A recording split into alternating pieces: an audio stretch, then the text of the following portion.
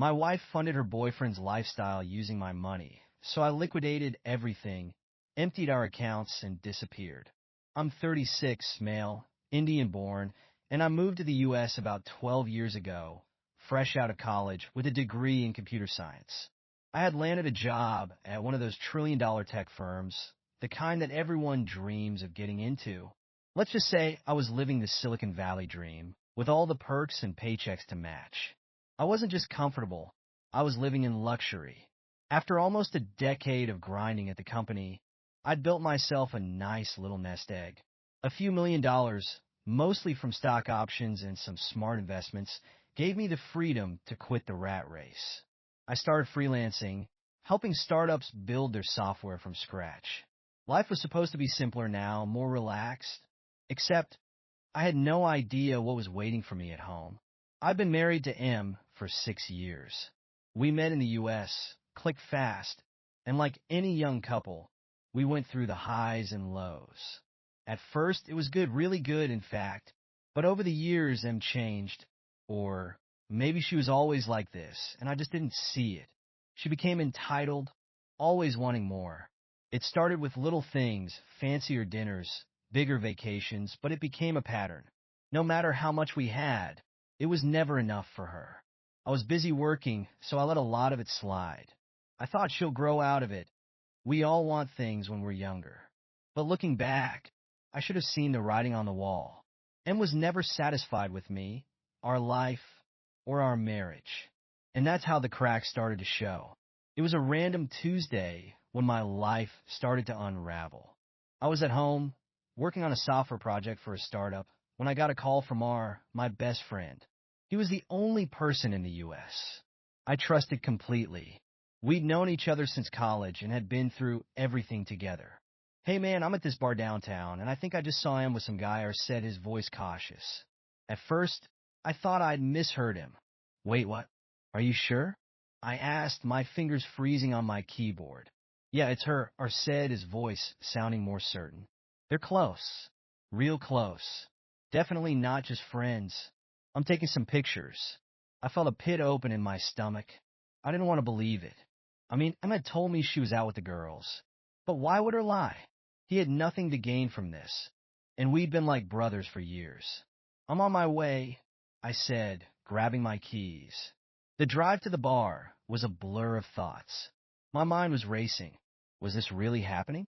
Was my wife cheating on me? I kept trying to convince myself that there was some reasonable explanation, but deep down I knew better. By the time I got there, and was gone. I was waiting outside the bar, his face grim. "She left a few minutes ago," he said, handing me his phone. I stared at the screen. There was M sitting at the bar, leaning into some guy, laughing, touching his arm. They were too close for comfort. She didn't look like a woman, just out with a friend. Looked like she was with someone she had feelings for. "Who the fuck is that?" I asked, my voice tight.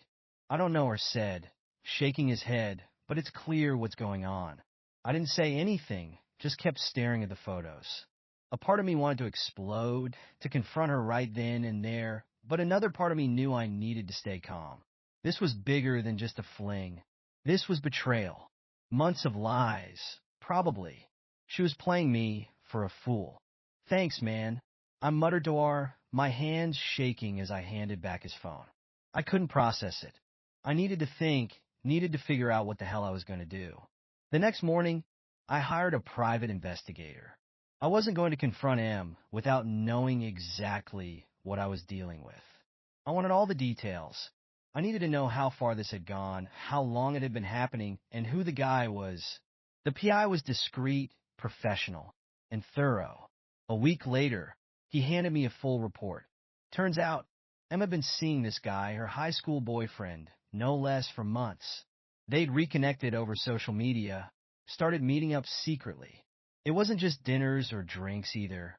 There were hotel rooms, overnight stays, text messages that made me sick to my stomach. The investigator's report wasn't just about her affair. It detailed something far more infuriating. Em had been using our joint accounts, my money, to fund her boyfriend's lifestyle. Expensive dinners, hotel rooms, even buying him gifts. My hard-earned money from years of working in Silicon Valley sleepless nights, stock investments, was being used to bankroll this loser who couldn't even hold down a decent job.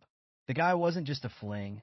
He was freeloading off my success, and M was happy to play along. I stared at the evidence.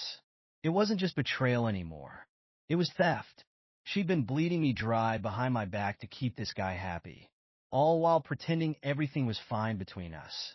All that time, I had been here, busting my ass to give us the life we had. I had trusted her, and she was out there reliving her high school days with some loser who had never moved on. I sat in my office that night, staring at the photos the PI had sent.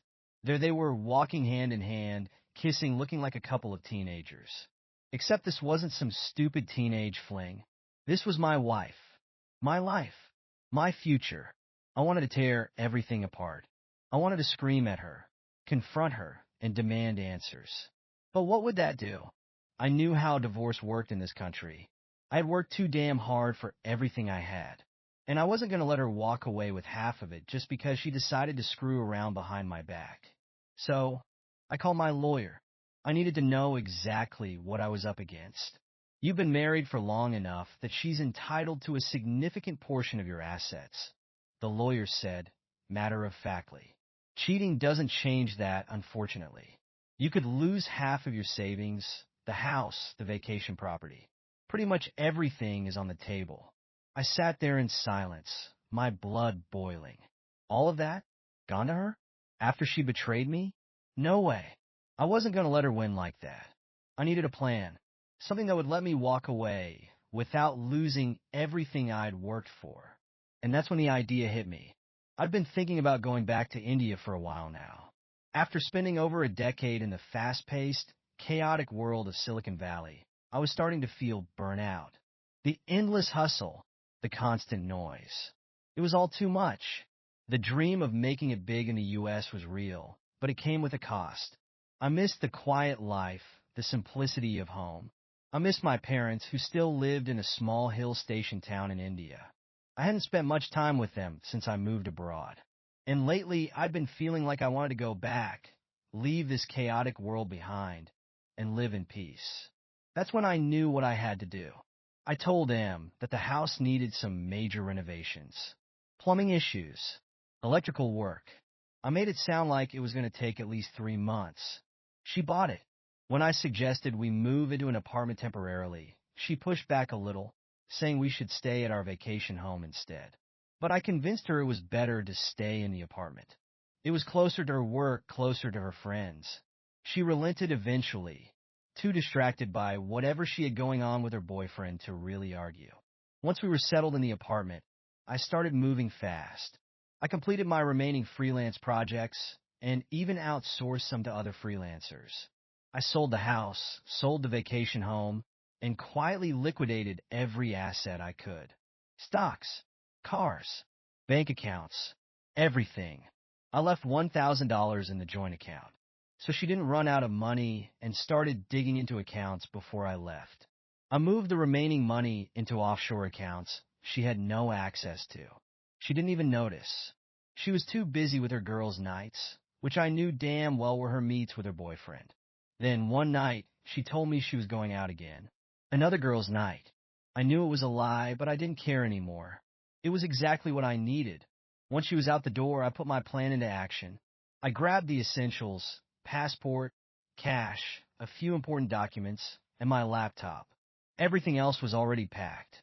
R had helped me arrange everything. He'd been the only person I trusted through all of this, and he'd helped me disappear. I took one last look around the apartment, feeling strangely calm. I wasn't leaving in a rush or in anger. This was calculated. This was my escape.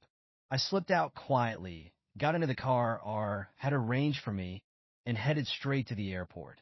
By the time M would come home, I'd be halfway across the world. The flight to India felt surreal. I wasn't just leaving M. I was leaving behind everything I'd built in the U.S. But weirdly, I felt relief. The weight of the past year, the lies, the betrayal, the constant manipulation was gone. I was free. I was going home. When I landed, I headed straight to the hill station town where my parents lived. It was quiet, peaceful, nestled in the mountains, far from the noise of the big cities. This was where I belonged, not in some chaotic, high-stakes world of tech and corporate drama, but here, where life moved at a slower, more meaningful pace. I took a deep breath, feeling more free than I had in years. R kept me updated. A week after I left, M figured out something was wrong. She came home to the apartment, and everything was gone. The place was empty. No note, no explanation. She called R in a panic, asking if he knew where I was. Of course, he played dumb. She's losing her mind. R told me over text. She has no idea what's going on. A few days later, she tried to access our joint accounts, only to find them empty. Then she tried to go back to the house. That was sold too. Same with the vacation home. Everything was gone. She's freaking out, man. R texted. Filed a missing persons report and everything. But you're not missing. You left. I laughed when I read that. She was panicking, and I was sipping tea, overlooking the hills, thousands of miles away. She had no idea how to find me, and even if she did, she wouldn't get a damn thing from me. Over the next few weeks, R kept feeding me updates. M was scrambling, trying to piece her life back together. She didn't even know the full extent of it yet. That I had sold everything, moved all the money out of her reach. Then one day, R sent me this. She knows about the affair. She called me, crying, saying she made a mistake, that she fucked up and wants to talk to you. I stared at the message, feeling nothing. I had expected some kind of emotion, anger, maybe, or satisfaction. But there was just nothing. She was too late. She'd already destroyed everything. Let her cry. I texted back. I'm done. And that was it. I didn't need closure. I didn't need her apologies or excuses. I was gone, and I wasn't coming back. Now, I wake up every day in the quiet of my hill station home, living on my own terms. No more lies. No more manipulation. I'm free. Update. A few months had passed since I'd disappeared to India. Life here, surrounded by the hills and the quiet, was everything I needed. The fast-paced life of Silicon Valley and M felt like a distant memory. Only R knew where I was, and he'd call from time to time to check in. One afternoon, as I sat sipping tea, R called. Yo, man, how's the monk life treating you? He joked. Peaceful. No drama. Just the mountains. It's good, I replied. R chuckled. Well, speaking of drama, I've got some news. Your ex, Sim, she's working at a pizza place now. I nearly dropped my cup. Wait, what? Yeah, her boyfriend dumped her as soon as the money dried up. She's been trying to find a job and ended up flipping pizzas. Can't make rent either. I leaned back, letting it sink in. The woman who used to spend my money like it was endless was now barely scraping by. She really hit rock bottom, huh?